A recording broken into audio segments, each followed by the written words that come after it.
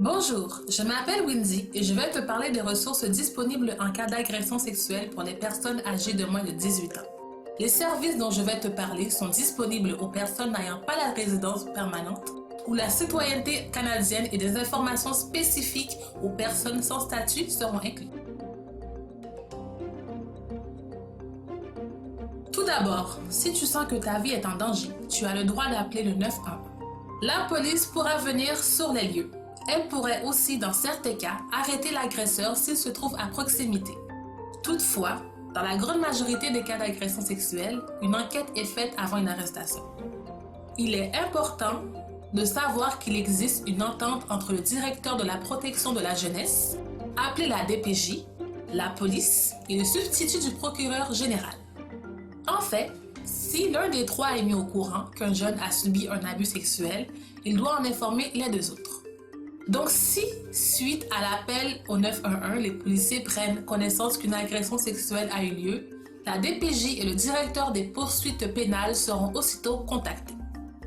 Tu as le droit d'obtenir rapidement des informations concernant les ressources offrant une assistance médicale adaptée à tes besoins. Tu peux appeler à la ligne ressources 1-888-933-9007 qui est une ligne téléphonique ouverte 24 heures sur 24, 7 jours sur 7.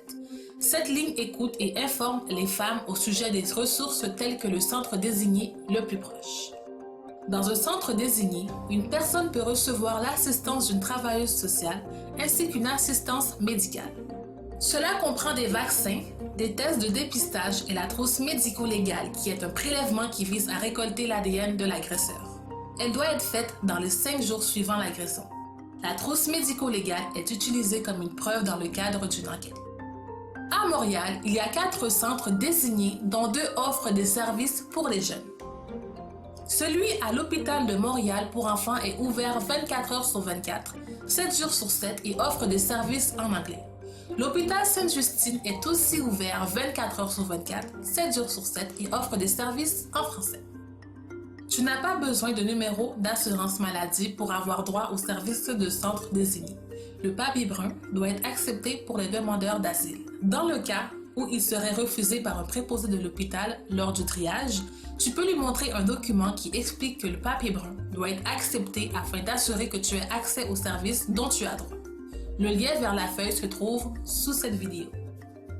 Il faut savoir que si un ou une jeune de moins de 14 ans se présente dans un centre, les parents en seront avisés et ils pourront avoir accès au dossier médical s'ils le demandent.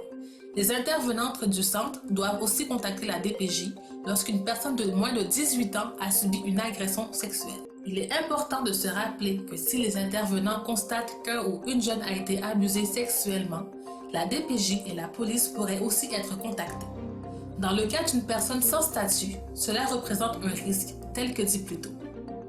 Il existe aussi la clinique d'un médecin du monde, ouverte les mercredis et jeudis pour les personnes ne pouvant pas avoir recours aux services de santé tels que les personnes sans statut. La clinique offre des tests de dépistage pour les personnes ayant subi des agressions sexuelles. Tous leurs services sont gratuits. Le personnel de Médecins du Monde peut aussi t'accompagner dans les hôpitaux si tu le désires. Toute femme victime d'agression sexuelle, peu importe son statut, a le droit d'être écoutée, informée et accompagnée dans toutes ses démarches. Centre d'aide et lutte pour les victimes d'agression sexuelle, appelé les CALAX, offre gratuitement des services d'accompagnement et d'intervention directe auprès des femmes victimes d'agression sexuelle, peu importe à quand remonte l'agression.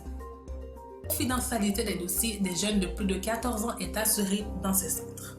Le mouvement contre le viol et l'inceste est un CALAX qui reçoit toute femme ayant subi une agression sexuelle, peu importe son statut. Si tu as besoin de parler, d'être informé ou accompagné, tu peux appeler le MCVI.